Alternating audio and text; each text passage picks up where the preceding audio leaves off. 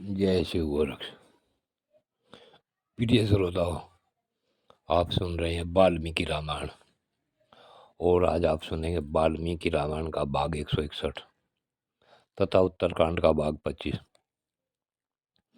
आपने पिछले भाग में सुना कि वीर लक्ष्मण श्री रामचंद्र जी के कहने से देवी सीता को गंगा पार कराकर वाल्मीकि के आश्रम से कुछ दूरी पर छोड़कर वापिस अयोध्या लौट आए। इससे आगे की कथा आज इस भाग 161 में सुने। प्रिय श्रोताओं, जहाँ सीता रो रही थी वहां से थोड़ी ही दूर पर ऋषियों के कुछ बालक खेल रहे थे। देवी सीता को रोते देख सभी बच्चे अपने आश्रम की ओर दौड़े और वहां उग्र तपस्या में मन लगाने वाले भगवान वाल्मीकि जी मुनि विराजमान थे। उन सब मुनि कुमारों ने महर्षि के चरणों में अभिवादन करके उनसे सीता जी के रोने का समाचार सुनाया। वे बोले, भगवान, गंगा तट पर किन्हीं महाराजा नरेश की पत्नी है जो साक्षात लक्ष्मी के समान जान पड़ती है। इन्हें हमने पहले कभी नहीं देखा। वे मोह के कारण विकृत मुख होकर रो रही हैं। भगवान, आप स्वयं चलकर अच्छी तरह देख लें। वे आकाश से उतरी हुई किसी देवी सी दिखाई देती है। ये प्रभु, गंगा जी के तट पर जो वे कोई श्रेष्ठ सुंदरी स्त्री देवी हैं बैठी है और बहुत दुखी हैं। भगवान, आप उनकी रक्षा करें। उन मुनि कुमारों की ये बात सुन धर्मज्ञ महर्षि ने बुद्धि से निश्चित करके असली बात को जान लिया, क्योंकि उन्हें तपस्या द्वारा दिव्य दृष्टि प्राप्त हो चुकी थी। जानकर वे उस स्थान पर दौड़े हुए आए जहाँ मिथिलेश कुमारी श्री सीता जी विराजमान थी और रो रही थी। शोक के भार से पीड़ित हुई सीता को अपने तेज से आह्लादित करते हुए मुनिवर वाल्मीकि बोले, हे पतिव्रते, तुम राजा दशरथ की पुत्र वधु, महाराज श्री राम की प्यारी पटरानी और मिथिला के राज जनकपुरी की पुत्री हो। तुम्हारा स्वागत है। जब तुम यहाँ आ रही थी तभी अपनी धर्म समाधि के द्वारा मुझे इसका पता लगाया था। तुम्हारे परित्याग जो सारा कारण है उसे मैंने अपने मन से ही जान लिया है। हे सीते, मैं तपस्या द्वारा प्राप्त हुई दिव्य दृष्टि से जानता हूँ कि तुम निष्पाप हो। अतः विदयनंदिनी, अब निश्चिंत हो जाओ। इस समय तुम मेरे पास हो। बेटी, मेरे आश्रम के पास ही कुछ तापसी स्त्रियां रहती हैं जो तपस्या में संलग्न हैं।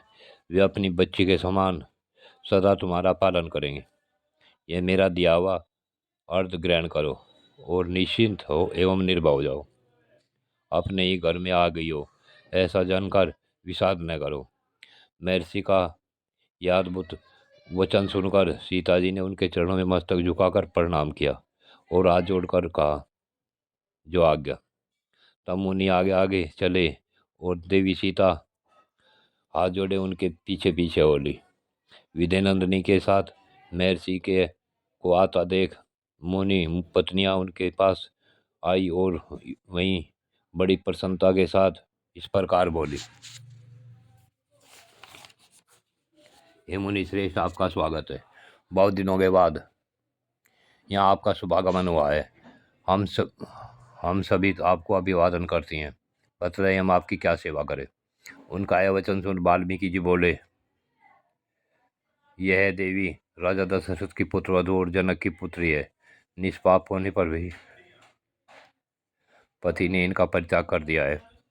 अतः आप सब लोग इन पर अत्यंत स्नेह दृष्टि रखे। मेरे कहने से तथा अपने ही गौरव से भी ये आपकी विशेष आदरणीय है। इस प्रकार बारंबार सीता जी को मुनि पत्नियों के हाथ में सौंपकर माया सचिव महातपस्वी वाल्मीकि जी शिष्यों के साथ फिर अपने आश्रम पर लौट आए। मिथिलेश कुमारी सीता का मुनि के आश्रम में प्रवेश हो गया। यह देखकर लक्ष्मण मन ही मन बहुत दुखी हुए। उन्हें घोर संताप हुआ।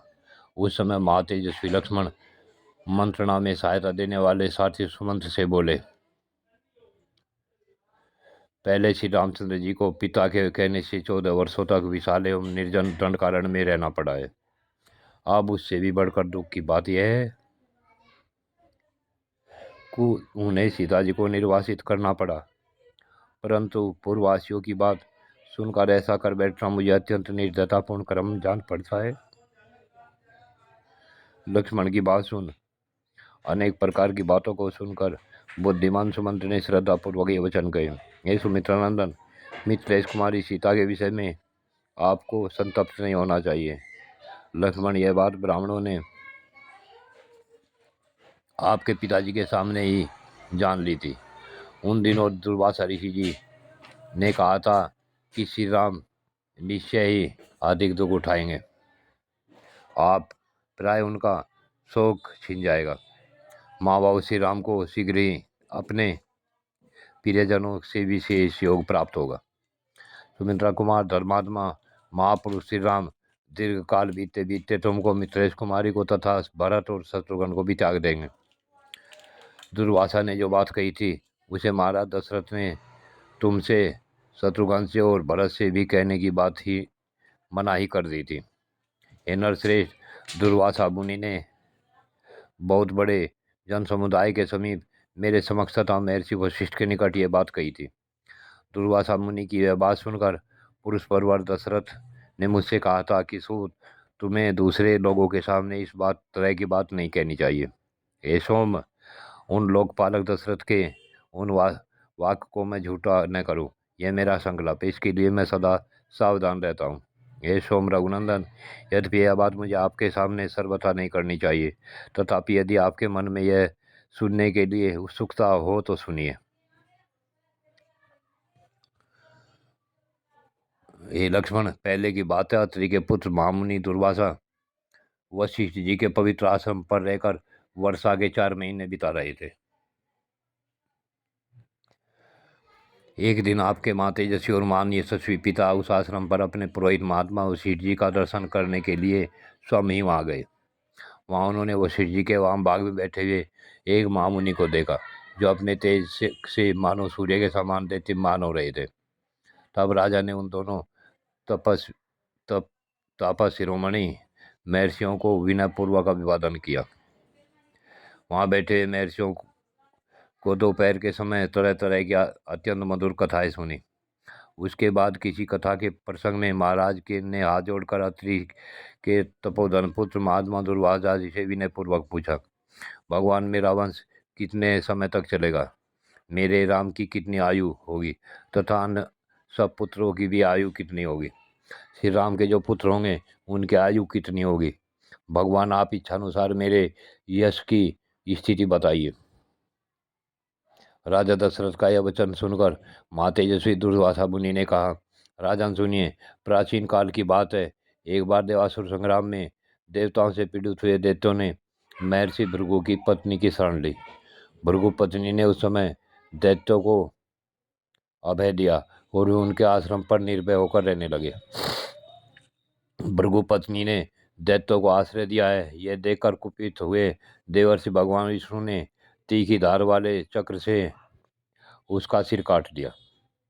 अपनी पत्नी का वध हुआ देख भार्गव वंश के प्रवर्तक भृगु जी ने सहसा कुपित हो शत्रुकुल नाशन भगवान विष्णु को श्राप दिया। हे जनार्दन, मेरी पत्नी वध के योग्य नहीं थी, परंतु आपने क्रोध से मूर्छित होकर उसका वध किया है, इसलिए आपको भी मनुष्य लोक में जन्म लेना पड़ेगा और वहाँ बहुत वर्षों तक आपको पत्नी का वियोग सहना पड़ेगा।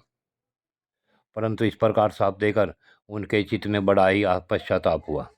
उनके अंतर्मात्मा ने भगवान से उस शाप को स्वीकार कराने के लिए उन्हीं की आराधना करने को प्रेरित किया।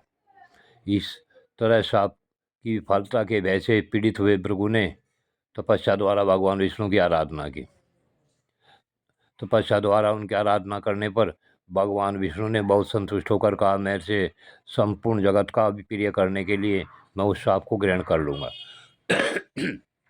इस तरह पूर्व समय में विष्णु नामधारी वामन अवतार के समय माँ तेजस्वी भगवान विष्णु को भृगु ऋषि का शाप प्राप्त हुआ था। दूसरे को मान देने वाले नृपश्रेष्ठ वे इस भूतल पर आकर तीनों लोकों में राम नाम से विख्यात आपके पुत्र हुए हैं।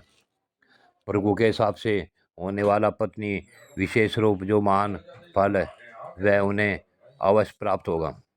श्री राम दीर्घकाल तक अयोध्या के राजा होकर रहेंगे।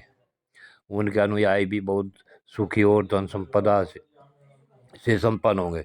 श्री राम 11,000 वर्षों तक राज करने के अंत में ब्रह्मलोक वैकुंठ को पधारेंगे। परम दुर्जय वीर श्री राम समृद्धिशाली अश्वमेघ यज्ञों का बारंबार अनुष्ठान करके बहुत से राजवंशों की स्थापना करेंगे। श्री रघुनाथ जी को सीता के गर्भ से 2 पुत्र प्राप्त होंगे। ये सब बातें कहकर उन महातेजस्वी महामुनि ने राजवंश के विषय में भूत और भविष्य की सारी बातें बताई। इसके बाद वे चुप हो गए।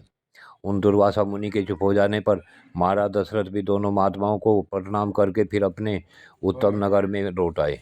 इस प्रकार पूर्व काल में दुर्वासा मुनि की कही हुई ये सब बातें मैंने कह सुनाई और आपने हृदय से में धारण कर ली, उन्हें किसी पर प्रकट नहीं किया। वे बातें ऐसा तो नहीं होंगे जैसा दुर्वासा मुनि का वचन है। उसके अनुसार श्री रघुनाथ जी सीता के दोनों पुत्रों का अयोध्या के बाहर ही अभिषेक करेंगे, अयोध्या में नहीं। जय शिव गोरक्ष। प्रिय श्रोताओं, आज की कथा यहीं पूर्ण होती है। आगे की कथा अगले भाग में।